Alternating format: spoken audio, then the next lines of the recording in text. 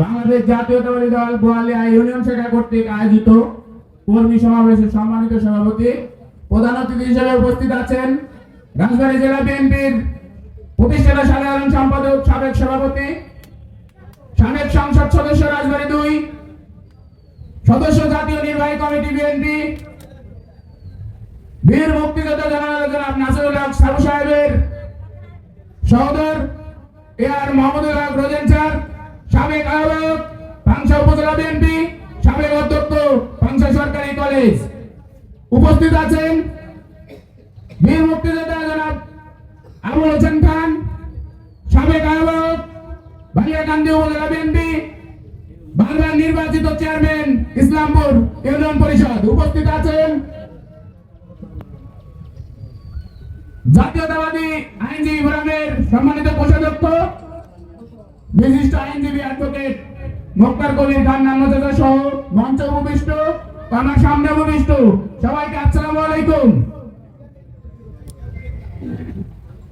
আমাদের নেতা জনাব নাসিরুল হক সাবু সাহেব অসুস্থ ছিলেন, উনি প্রায় সুস্থতার পথে। আমরা সবাই তার জন্য দোয়া করবো যেন অচিরেই তিনি সুস্থ হয়ে আমাদের মাঝে ফিরে আসেন এবং ধানের শীষ মনোনয়ন নিয়ে জয়লাভ করে সংসদে প্রতিনিধিত্ব করেন রাজবাড়ী 2 আসনে। আমাদের ভুলে গেলে চলবে না, বাংলাদেশ থেকে 5 আগস্ট আওয়ামী লীগ পালিয়ে গেছেন, কিন্তু তার দোসরদের রেখে গেছেন। এই দোসররা বাংলার জমিনে বসে বসে বিভিন্ন সময় বিভিন্ন ভাবে নানা অপকর্ম করে যাচ্ছেন, নানা ষড়যন্ত্রে লিপ্ত আছেন। তারা সবসময় চাচ্ছেন এই বিএনপিকে কিভাবে জনমনে খারাপ ইমেজ তৈরি করা যায়। আমাদেরকে ঐক্যবদ্ধ থাকতে হবে, ঐক্যের কোনো বিকল্প নাই। ঐক্যবদ্ধ থেকে আমাদেরকে বাংলাদেশ জাতীয়তাবাদী দল বিএনপিকে আগামী ত্রয়োদশ জাতীয় সংসদ নির্বাচনে সরকার গঠনে সহায়তা করতে হবে।